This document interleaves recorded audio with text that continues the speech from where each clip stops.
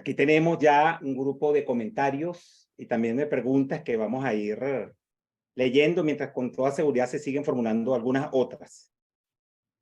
Empezando por comentario y pregunta que hace Betsy Hill. Dice, buenas tardes, excelente ponencia. Gracias por este espacio para el conocimiento. Y ahora viene una pregunta. Si podría usted mencionar ejemplos de apps relacionadas con el reciclaje de residuos. Adelante, académico Burós.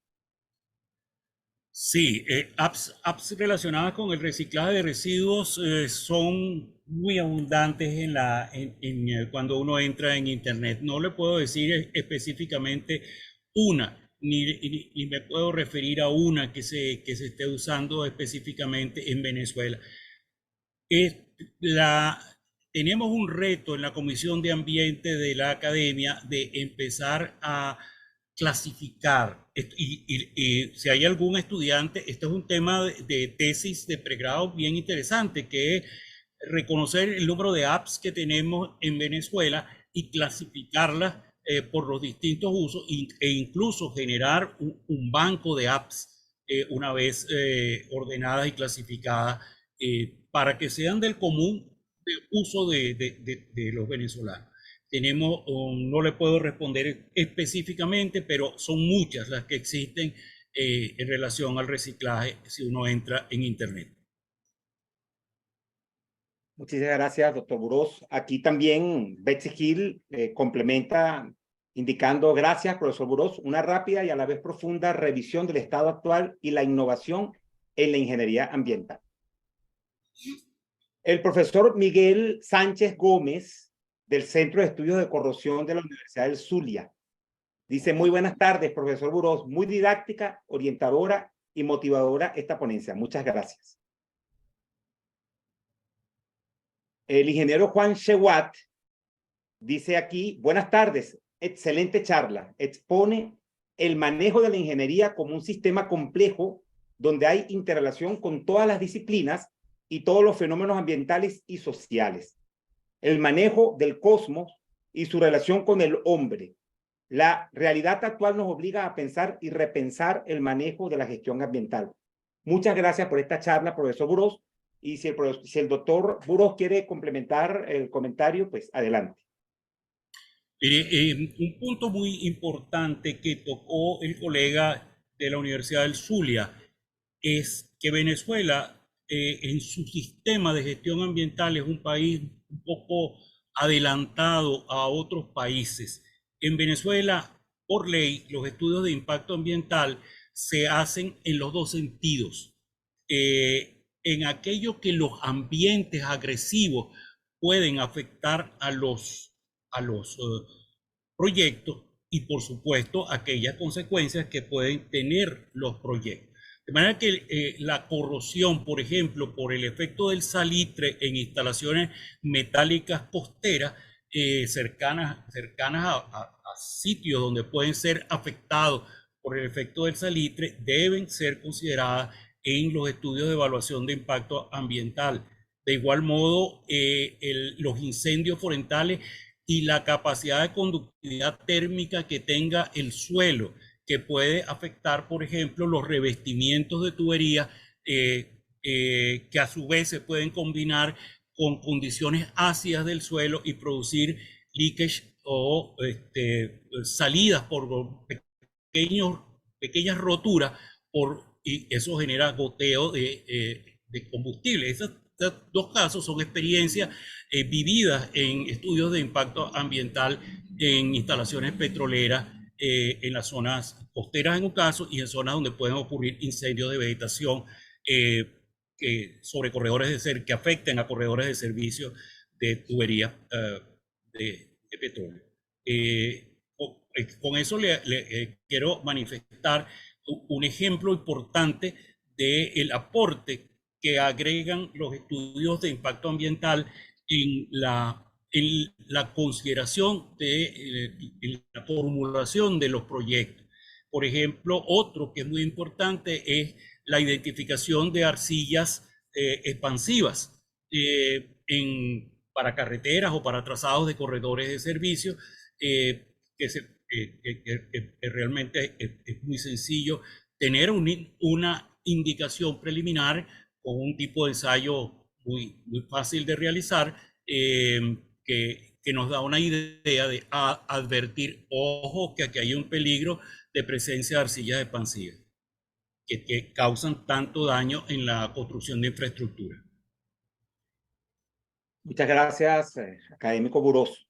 La ingeniero Luiraima Salazar, buenas tardes, y hace una pregunta. ¿Cuál es la deuda ecológica y ambiental que actualmente tiene Venezuela con respecto a otros países de la región, tomando en cuenta el actual retroceso en la infraestructura nacional? Gracias.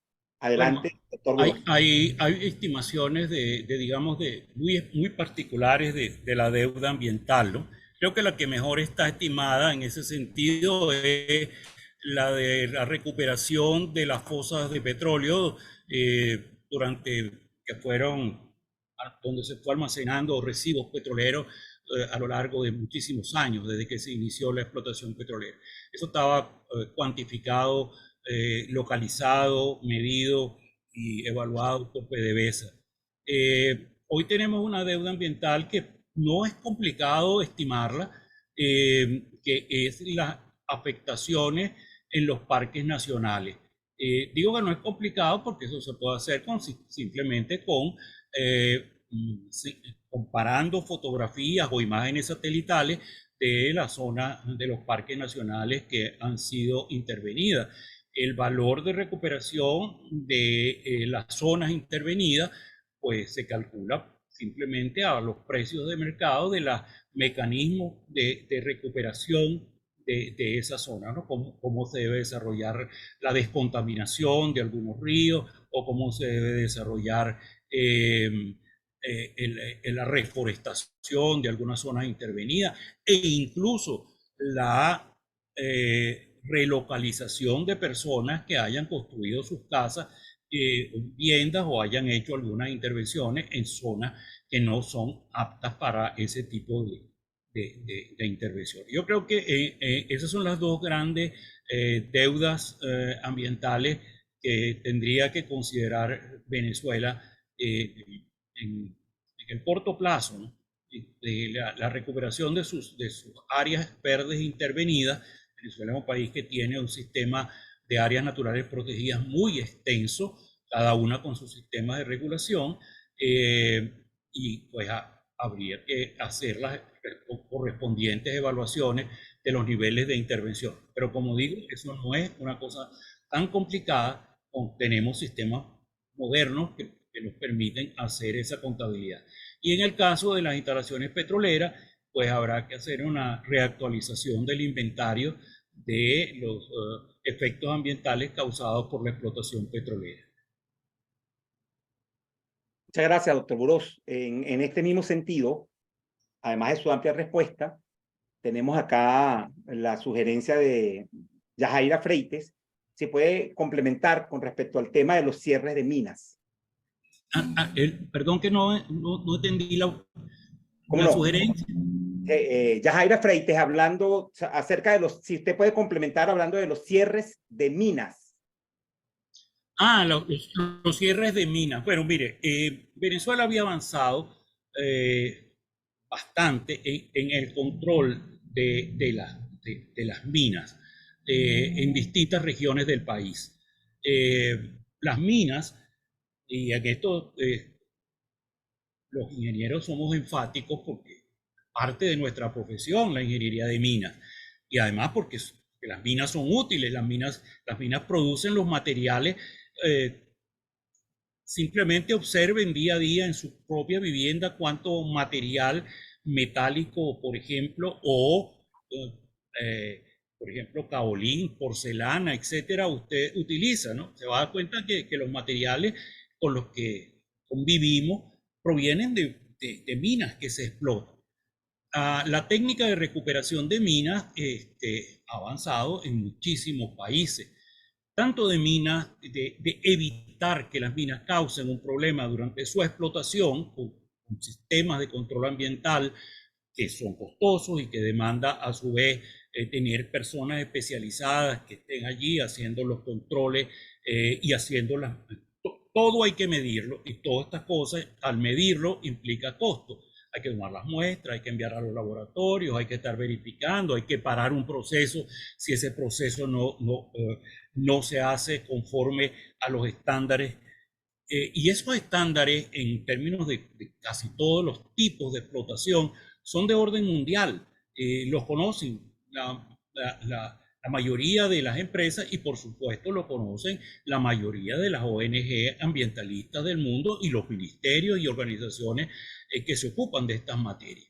En Venezuela se produjeron documentos importantes en cuanto a la recuperación, a la gestión ambiental de las minas.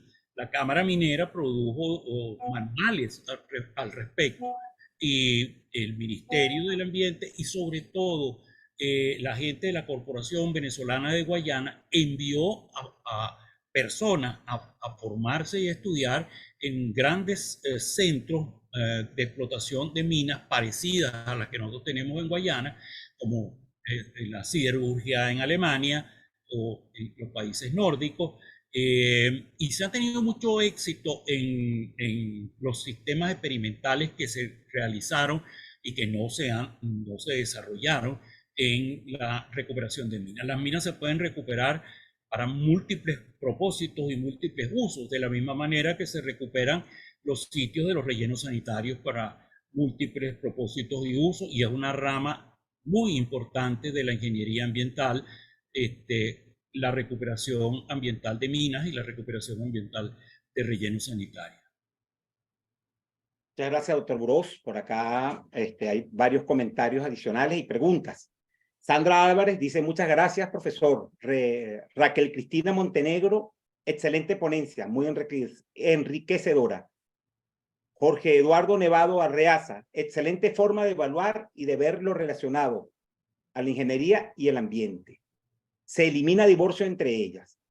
La ingeniero Andreina Moreno: excelente ponencia, profesor Burós. Alexandro Flora: excelente ponencia.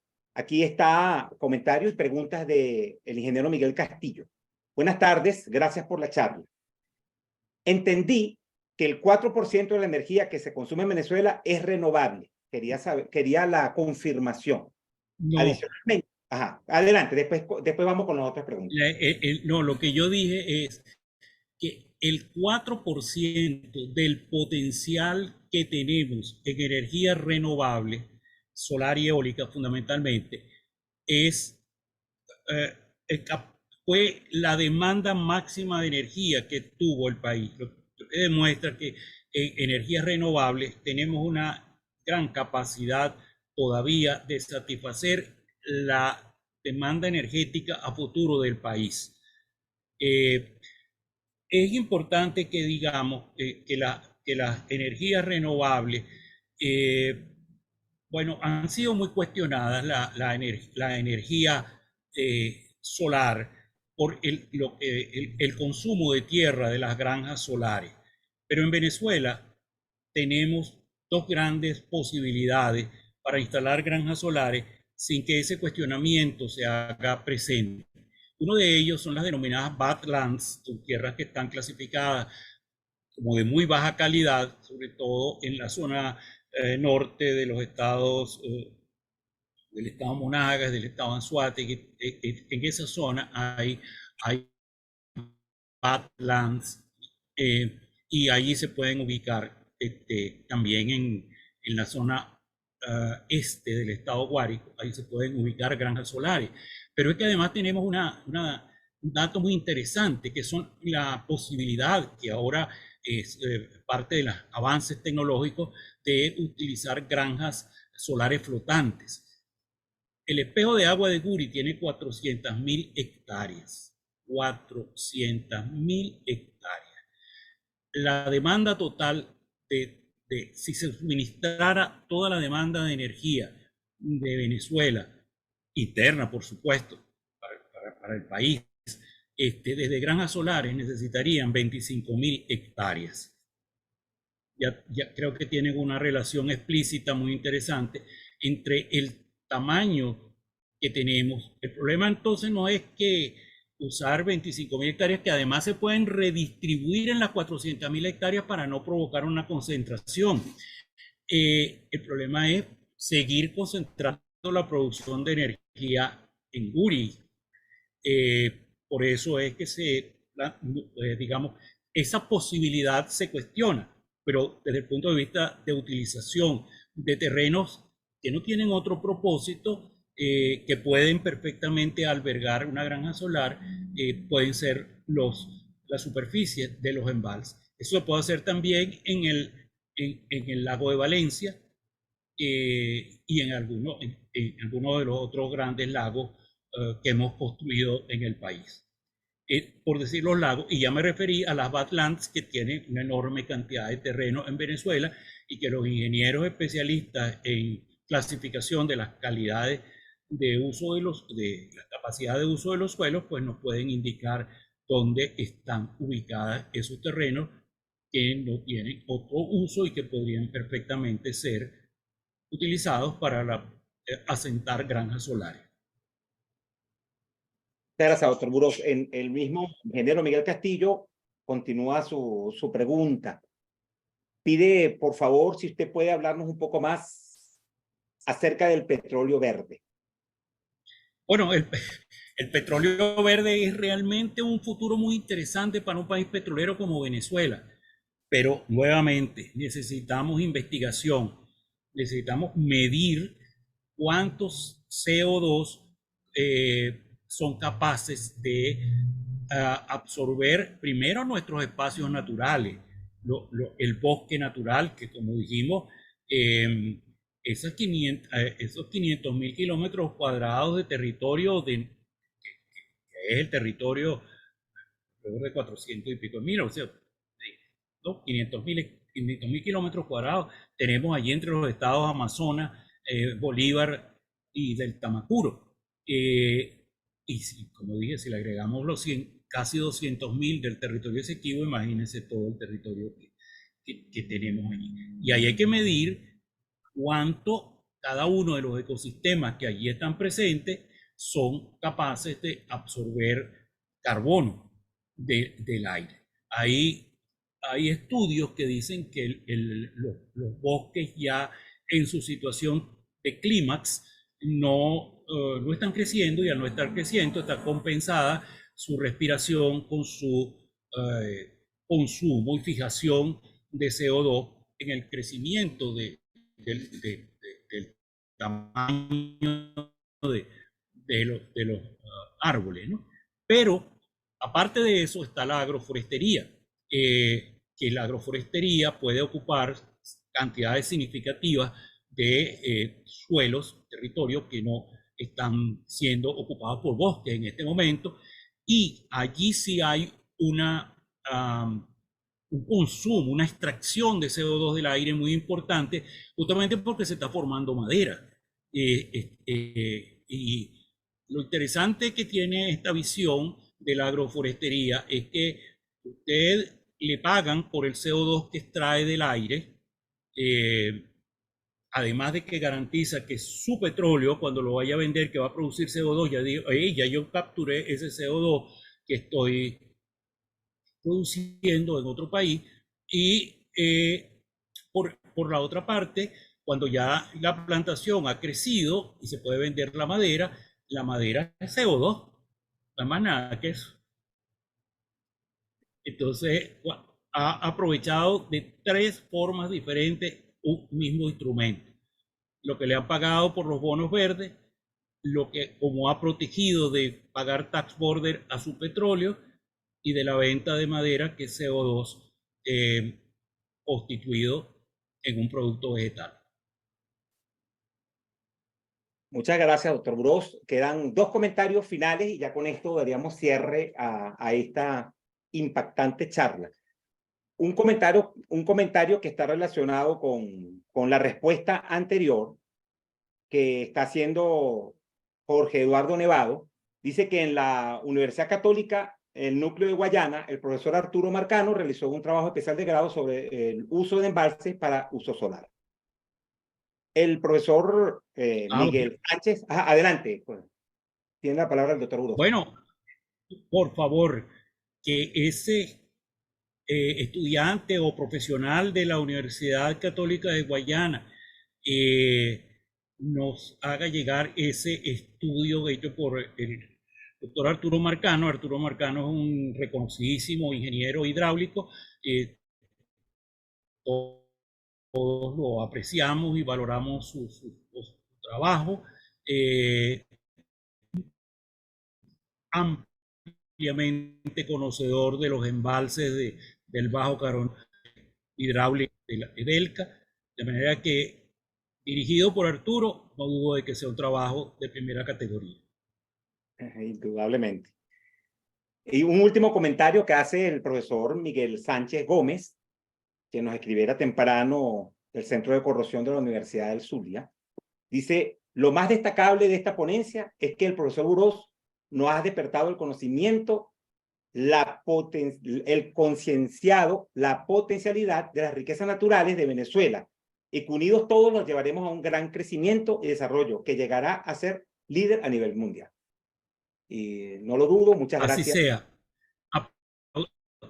Aplaudimos esa última frase que le da un punto positivo, esperanzador, y que además nos contagia con su entusiasmo, que académicos y academia lo que tenemos en nuestra mente y estamos trabajando últimamente es por esa visión esperanzadora del futuro de Venezuela. Invito al profesor a que lea nuestro mensaje anual y nuestro discurso de año que tiene que ver con esa visión del sueño permanente que tenemos en la academia de un país, de una Venezuela siempre mejor y más útil para la calidad de vida de todos los venezolanos. Muchísimas gracias. Muchísimas gracias, doctor Uros. De todas maneras, ya estamos, vamos a presentar la próxima ponencia, pero quiero leer el último comentario que está haciendo el profesor Gilberto Velasco. Qué buena charla, me abrió los ojos. Es cada vez necesario incorporar el especialista ambiental a cualquier equipo de ingeniería, diseño, construcción u operación. Muchas gracias. Muchísimas gracias.